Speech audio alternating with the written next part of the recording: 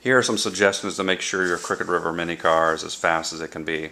The first suggestion is to make sure your mini car is 16 ounces or as close to 16 ounces as possible. The best way to measure this that we have found is to take your car to a local post office that has a self-service section. The North Olmsted post office has a self-service section. You can simply just walk in without having any clerk help you and put your mini car on the scale to see if it's as close to 16 ounces as possible. Another key suggestion is to make sure that maybe some of the items in your car are removable for a race day. I've seen some people on the bottom of their car glue in BBs so they could take out a BB or two if they are over by a little bit. Another key suggestion that we see a lot of people do is place the majority of the weight, or as much weight as possible, in the rear of the car. So as you can see on this particular car here, we have a lot of the decoration in the back.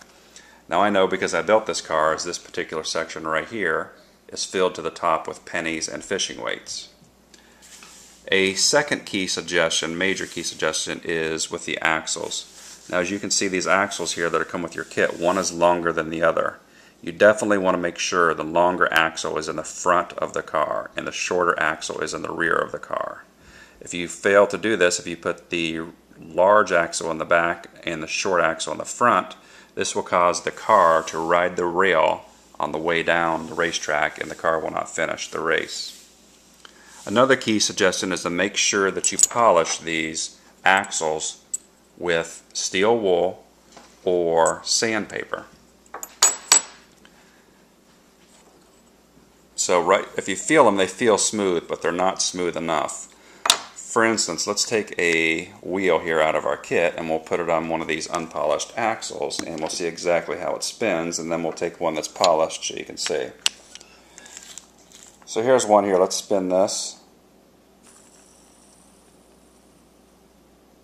So it does okay. Now let's find here one on the car that has actually been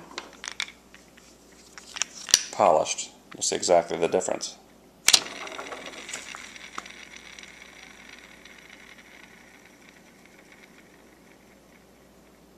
See how that just keeps rolling and rolling?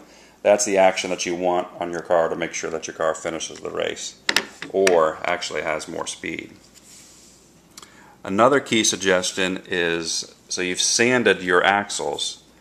Another key suggestion is to make sure you use something like Pine Pro graphite or some other graphite that you can find available at the local hobby shop or eBay, or somebody even said that they found it at Walmart.